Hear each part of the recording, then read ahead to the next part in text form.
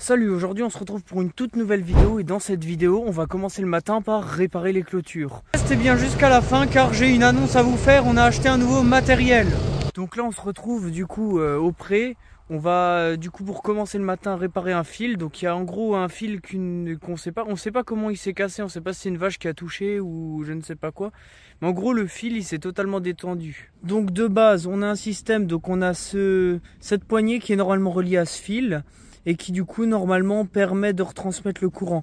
Problème qu'on a avec ce fil, c'est que il est cassé quelque part par ici là en gros. Pour vous expliquer. Du coup il n'y a plus de courant qui est transféré à la pâture à côté, donc là on a les vaches. Donc en gros on va être obligé de réparer, de faire de la clôture, donc c'est parti comme premier travail de la journée. Donc on se retrouve juste après que le fil a été relié, donc le courant a été recoupé et finalement le fil est encore assez long, donc et le fil s'est étiré, on ne sait pas exactement comment. Et puis du coup on a refait une boucle pour relier tout ça. Et puis maintenant il n'y a plus qu'à remettre le courant. Et donc maintenant on a remis cette poignée donc pour que ça retransmette le courant de l'autre côté. Et du coup travail terminé. Alors pour vous expliquer tout simplement, donc cet abreuvoir est bouché. Donc les vaches qui étaient donc dans ce box là, on a dû les mettre au box là-bas au bout. Donc les enlever parce qu'elles avaient justement plus d'eau comme c'est bouché. Donc aujourd'hui on se retrouve pour déboucher. Et je me suis dit que ça pourrait être intéressant à vous filmer, car j'ai jamais eu l'occasion de vous montrer ça, pareil comme plein d'autres trucs. Franchement, je me dis autant revenir à des vlogs comme ça plus simples où j'explique très clairement ce qu'on fait. Enfin bref, n'hésitez pas à me dire si ça vous plaît. Et d'ailleurs, n'hésitez pas à commenter, liker et vous abonner si les vidéos vous intéressent bien évidemment. Donc on se retrouve juste après que le Karcher là a été emmené du coup pour déboucher les abreuvoirs. Donc c'est un petit Karcher du coup de 150 bars. Un petit Karcher qui avait pas de débit. À une époque, on le servait pas mal pour laver le matériel. On s'est rendu compte que des fois, il manquait de puissance pour laver correctement. Donc depuis, on le sert un peu comme Karcher à tout faire. Donc on se retrouve juste après que du coup, on ait branché le Karcher donc en eau. On a dû mettre un embout spécial, donc cet embout spécial au bout du robinet. Et puis du coup, on a dû aller le brancher là. Et du coup, un petit souci qu'on a sur le Karcher, ça fuit là ici. Peut-être aussi pour ça qu'on ne l'utilise plus trop. Bon, espérons qu'il a le débit au moins demandé. Hein. Donc maintenant qu'on a débranché le pistolet du Karcher, on rebranche un sort de tuyau pour déboucher, ça s'appelle un furet. Voilà. Et basiquement, en gros, au bout, c'est un embout assez spécial où, comme on peut constater, il y a 3 petits trous de chaque côté qui sont lâchés, qui ont un puissant jet et qui du coup permet de dégager tout ce qu'il y a autour dans le conduit. Et si vous me demandez mon rôle aujourd'hui, moi j'aurais le rôle le plus simple, juste allumer le Karcher. Rien de bien compliqué. Donc en gros là on ouvre la vanne de purge pour permettre à toute l'eau de sortir du système pour que nous on puisse nettoyer et du coup enlever la saleté qui est rentrée du coup par les abreuvoirs ou même par d'autres endroits. Donc on démarre le Karcher. On démarre le Karcher. Et en gros là c'est assez simple de comprendre. Donc on fait rentrer le tuyau pour que ça nettoie justement tout le conduit.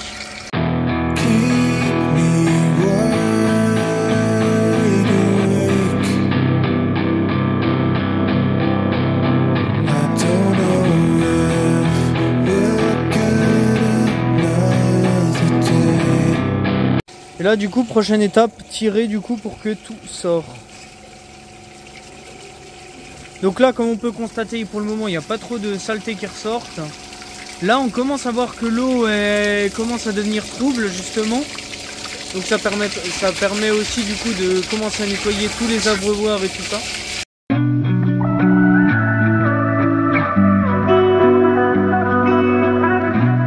Et donc là on va arrêter le Karcher. Donc on a décidé là d'arrêter le Karcher tout simplement parce qu'il commençait à peiner donc pas comme les pattes, mais du coup il commençait à peiner, à avoir du mal. Et il manquait un peu de débit aussi, ce qui est dû aussi principalement du coup à la fuite qui coule là. Du coup ça fait que quand il y a trop de pression, il y a trop d'eau qui s'accumule et du coup ça rentre pas correctement là-dedans. Et l'autre truc qu'il pourrait faire aussi, c'est qu'il a une puissance qui est des fois un peu trop limite pour nettoyer ça. Des fois on est obligé de prendre le gros Karcher de 250 watts. Donc là, comme vous pouvez le constater, la machine manque un peu de puissance. Elle a du mal à monter à 50 bars. Alors petite correction, la machine ne manque pas de puissance du coup, mais le débit d'eau n'est pas assez puissant. En gros, il n'y a pas assez d'eau qui peut rentrer. Et puis on va dire qu'on est pas mal limité en débit d'eau. Donc les raisons sont assez simples à comprendre. Il y a aussi l'eau qui circule du coup dans un abreuvoir et du coup ça pourrait limiter aussi le débit, mais le fait que ce soit aussi un peu un vieux système pas pratique. Donc typiquement là il y a différentes vannes qu'on peut tourner. Il y a une vanne quart de tour qui est juste vers le milieu là et qui est foutue et puis qui comme on les tourne jamais, et ben en gros elle est rouillée quoi. En gros elle peut plus tourner quoi correctement. Donc on a branché un tuyau depuis la salle de traite du coup au Karcher, comme l'eau avait plus assez de débit, voire même il n'y avait plus du tout d'eau qui circulait dans le circuit. Donc maintenant il y a de nouveau de l'eau qui circule, il y a de nouveau une pression correcte pour nettoyer, enfin bref. Donc en gros pour faire assez simple, il y a encore un sorte de bouchon donc au dernier abreuvoir, on ne sait pas exactement encore ce que c'est. Donc mission accomplie, en gros ce qui bouchait l'abreuvoir en gros c'était une corne qui est tombée d'une bête. Logiquement. Donc en gros c'était cette corne là qui littéralement faisait bouchon dans l'abreuvoir et qui empêchait l'eau de venir. Donc problème réglé, donc je vous envoie en prochaine activité. Donc aujourd'hui on se retrouve pour un nouveau boulot. Donc en gros le boulot c'est il y a une chaîne qui a pété dans la pailleuse et en gros on va globalement aller la réparer. En gros pour vous expliquer, là il y a une chaîne qui a pété, qui tourne là, et là il y a un autre embout qui est relié à ça, qui du coup là ça s'est cassé. Voilà. Logiquement assez simple, on peut voir pareil que comme c'est de l'autre côté, donc il y a une sorte de barre qui est accrochée avec les chaînes et qui tourne avec les chaînes. Et en gros là comme la chaîne a cédé, du coup ça pouvait plus faire tourner ça.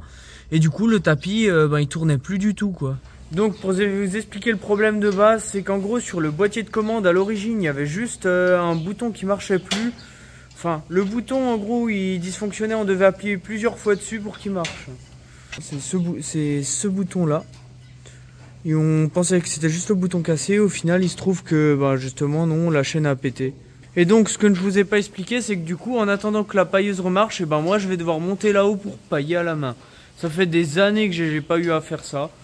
Alors du coup on se retrouve là-haut, du coup la botte est juste là, donc j'ai enlevé les filets comme vous pouvez le constater. Donc il y a des bottes qui traînent depuis plusieurs années ici là. L'état des bottes. Non et typiquement on a une belle vue au global, regardez. Ça fait des années que j'avais pas monté là-haut, honnêtement. Franchement, belle vue. À part ça, du coup, oui, on va devoir pailler à la main. Donc, on va devoir enlever le filet. Et en gros, je vais devoir pousser la paille vers ces box-là et faire un tas et étaler une fois que je suis au box en bas, quoi. Donc, typiquement, refaire à l'ancienne, comme ça fait des années qu'on n'a pas fait. Voilà la vue une fois que la botte a été enlevée. Du coup on peut voir que là les barres, donc elles sont détendues. On peut voir que d'un côté tu as la chaîne qui est tendue et de l'autre côté tu as la chaîne qui est plus tendue du tout. Donc assez simplement ce qui a du coup cassé la chaîne, c'est ce bois qui s'est coincé là-dedans. Voilà, typiquement on a trouvé le problème. Donc je vous explique la prochaine étape. La prochaine étape du coup je vais devoir tout décoincer ça avec en gros basiquement juste un pied de biche. Alors malheureusement je pourrais pas vous filmer ça, je préfère qu'on fasse ça dans notre coin. Et puis on vous reprend juste après du coup pour quand on aura les pièces à changer quoi. Donc on se retrouve juste après du coup que j'ai décoincé le bâton. Donc là on a du coup une barre de tapis qui est coincée un peu de travers, qui du coup reste bloquée. On a essayé un peu de tirer donc au bout de la chaîne là. Ça n'a rien donné, on n'avait pas réussi à tirer la chaîne, donc on a dû démonter un U, donc je vous montrerai à quoi ça ressemble. Et donc un U qui normalement est coincé là et qui lie la chaîne à la barre de tapis. Et puis du coup, là on a réussi à raccrocher donc un peu en dessous pour permettre d'avoir plus de marge du coup avec les chaînes. Et puis du coup, là maintenant on arrivera normalement à remettre un U pour tout refermer là. Bon, bien sûr, entre-temps, on doit aller encore rechercher des pièces au garage, enfin bref. Et puis, on aura encore pas mal de complications avec cette barre de tapis là qui reste coincée de travers. On a déjà essayé différentes méthodes de la décoincer, on a un peu tapé dessus et tout, elle voulait pas bouger. Donc je vous renvoie après quand on a trouvé la solution. Donc aussi, ce que j'ai oublié de préciser, c'est que là du coup on a dû détendre un côté du tapis, donc de toute la structure du tapis plutôt. Donc il y a un côté là qui est un peu desserré, donc il y a, comme vous pouvez voir, avant il était à fond tendu vers là maintenant on l'a un peu détendu, mais que d'un côté et pas de l'autre. Donc après bien sûr on devra encore retendre ça. Enfin bref, il y aura pas mal de travail intéressant à filmer. Donc on se retrouve juste après que du coup la pailleuse vient d'être finie d'être réparée, on a réussi à régler le problème. Donc j'ai décidé plutôt que de vous filmer, vous faire une explication et vous illustrer quelques étapes. Donc en soi ça a été assez simple. Donc premier truc qu'on a commencé, on a dévissé le support de plaque derrière, donc parce qu'il empêchait d'enlever les tôles en dessous. Ensuite on a commencé à dévisser les tôles qui étaient en dessous, les différentes tôles. J'ai fait quelques plans où on voit un peu tirer les tôles et puis où on voit typiquement l'ouverture, on voit un peu en dessous. Alors le plan n'est pas très bon, on voit pas grand chose. Malheureusement j'ai pas réussi à faire un plan où on voit grand chose. Ensuite donc on est arrivé à une étape où on a remis une barre de tapis avec un U spécial, donc un U de secours, enfin je sais pas comment on appelle ça, où en gros au lieu d'avoir un système de vis, c'est un système de goupille. Et puis globalement sinon après on a tout refermé et puis maintenant c'est bon, la pailleuse remarche de nouveau. Donc en gros cette faucheuse, comme je disais, elle va quitter la ferme. On en a acheté du coup une autre qu'on ira chercher. Je sais pas si je filmerai quand on ira la chercher, mais en gros voilà. Après il n'y a pas non plus grand chose à dire, on va pas se mentir que ce temps-ci, vu le temps merdique qu'on a, il n'y a pas grand chose à faire. Donc bon, et je sais que ça fait un moment que j'ai pas posté, genre là à l'heure actuelle je sais que j'ai 11 minutes de vidéo, mais comme mon objectif étant d'être à 20 minutes de vidéo, et du coup j'ai pas les images qu'il me fallait, donc du coup il n'y a pas de vidéos qui l'autre samedi sont sorties quoi. J'ai 11 minutes de vidéo qui datent d'il y a 2 semaines en arrière, mais pas assez de contenu. Donc voilà, ne soyez pas étonnés s'il y a plus trop de vidéos qui sortent ces temps-ci, il n'y a pas vraiment beaucoup de contenu à filmer. Il y aura un ensilage que je vais pouvoir vous filmer d'ici la semaine prochaine. Je ne sais pas si ça apparaîtra sur cette vidéo. Donc pour vous expliquer les étapes du coup que j'ai fait par la suite. Donc on a retendu les ressorts juste ici. Assez simple. Ces ressorts juste là, alors je sais que le cadrage est approximatif, mais en gros vous allez voir, je vous ai filmé un endroit où on voit qu'il y a différents trous, et du coup ça permet de régler pour plus ou moins tendre les ressorts. Et là du coup on va remonter les courroies, et puis globalement la machine sera totalement finie, et puis on pourra aller la revendre. D'ailleurs petit topo que j'ai jamais pensé à vous remercier, on a atteint les 600 abonnés, là on est à 612 abonnés au moment où je tourne la vidéo, alors merci beaucoup. Franchement, je pensais jamais que même la précédente vidéo perce autant. Sur la précédente vidéo, on est à quasiment 300 j'aime et quasiment 10 000 vues. Alors c'est juste incroyable et c'est la première fois que j'ai une vidéo qui marche autant. Alors vu que la vidéo a plutôt bien marché de 20 minutes, je vais continuer à fond ces formats, quitte à vous sortir des vidéos moins régulièrement, mais justement des vidéos plus longues et plus condensées. Donc soyez pas étonnés si vous voyez que je me montre moins régulier, mais que je sors quand même des vidéos, c'est normal. Surtout que là on arrive aussi dans une période d'hiver où il y aura de moins en moins de trucs intéressants à filmer. Surtout quand on s'approche fortement de l'hiver, il n'y a plus grand chose à faire à la ferme de spécial. Hein. C'est du travail assez répétitif là, enfin voilà. Alors globalement, autre travail que j'ai à faire, bon malheureusement on enchaîne les petits travaux inintéressants cette semaine, enlever les bouses. Donc en gros le box qui est à côté de moi il est sale. Et en gros basiquement tout ce qu'on fait c'est enlever les bouts. Ça termine dans ce raclage là et puis ensuite le tracteur y passe et hop. Donc on arrive à la fin du travail. Et donc en gros j'ai ébousé donc cette box. Donc en gros ébouser c'est enlever les bouses. Et pour ceux qui se demandent, oui on est bien en air paillé. Et du coup l'air paillé a une pente de 8%. Donc c'est à dire de la partie là jusqu'à la partie au fond il y a une inclinaison de 8 degrés. Donc la partie la plus haute c'est bien évidemment au fond et la partie la plus basse c'est bien évidemment là. Et du coup ça permet en gros à éviter de, comment dire, que la paille se tasse et tout ça, enfin à éviter que les bouses se tassent, que tout redescende petit à petit en gros.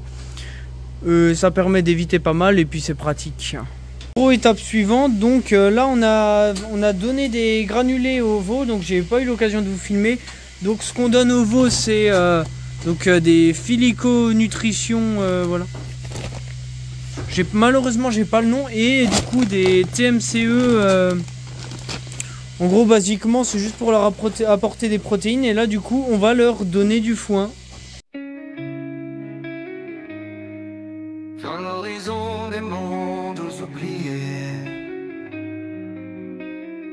sous un ciel embrasé je m'avance, là où les ombres dansent en silence, les montagnes murmurent des légendes, des héros perdus, des royaumes en attente. Je suis l'écho d'un temps révolu, guerrier des étoiles, l'âme intrépide. Donc maintenant que j'ai fini de donner le foin au veau, je vais vous expliquer basiquement à quoi ça sert le foin. Donc le foin tout simplement ça sert à apporter de la fibre au veau et du coup ça permet de développer aussi le rumen chez le veau. Donc ce qui permet après au veau de développer, permettre de développer dans un de ses premiers estomacs quoi. Et en gros au total pour vous expliquer donc une vache adulte du coup a 4 estomacs. Portant en lui la promesse infinie. Je suis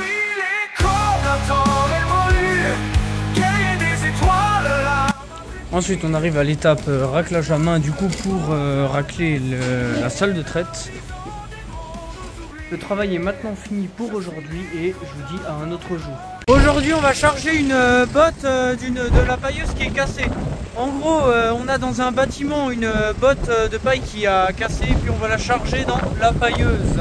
Donc à l'heure actuelle la pailleuse est chargée comme ça là et on va essayer de rajouter de coup la paille en vrac quoi. Problème c'est qu'il faut pas mettre avec le filet car si on met avec le filet en gros ça va faire que au niveau du rouleau à l'intérieur ça risque de bloquer. Et autre problème on peut pas enlever le filet parce qu'il est coincé sous le poids de la paille en vrac quoi. Donc vous filmerez ça.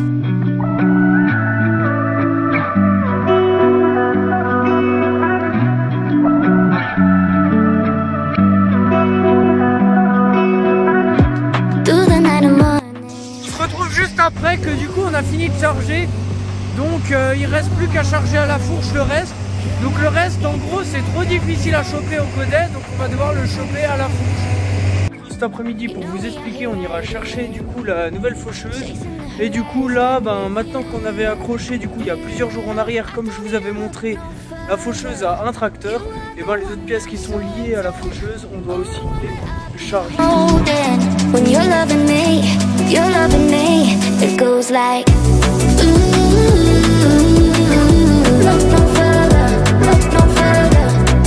Donc en gros on se retrouve là, voilà la nouvelle faucheuse.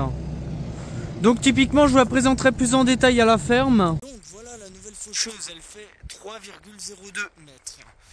Donc en gros c'est une faucheuse qu'on a pris sans conditionneur. Contrairement à l'ancienne où on l'avait parce que le conditionneur c'était vraiment une option qui nous servait de moins en moins. Ensuite ce qu'elle a comme particularité cette machine, c'est que comparé à l'ancienne, du coup au lieu de devoir stabiliser la faucheuse en réglant les chandelles sur le relevage, tu as directement un système hydraulique qui permet de régler. Alors soi-disant ils font ça sur toutes les nouvelles faucheuses, mais du coup nous ça nous change déjà la vie. Il y a des cales là en dessous qu'on peut caler et du coup on peut en gros basiquement garer la faucheuse comme ça. Et puis en gros on peut la ranger dans la même position qu'elle est actuellement accrochée quoi. Du coup ça permet de gagner de l'espace. Et puis voilà, à part ça on l'a pris quasiment sans aucune option. Donc ouais. Dans l'horizon des mondes oubliés. N'hésitez pas à vous abonner, à commenter, liker. C'était Alzagris. Allez, ciao!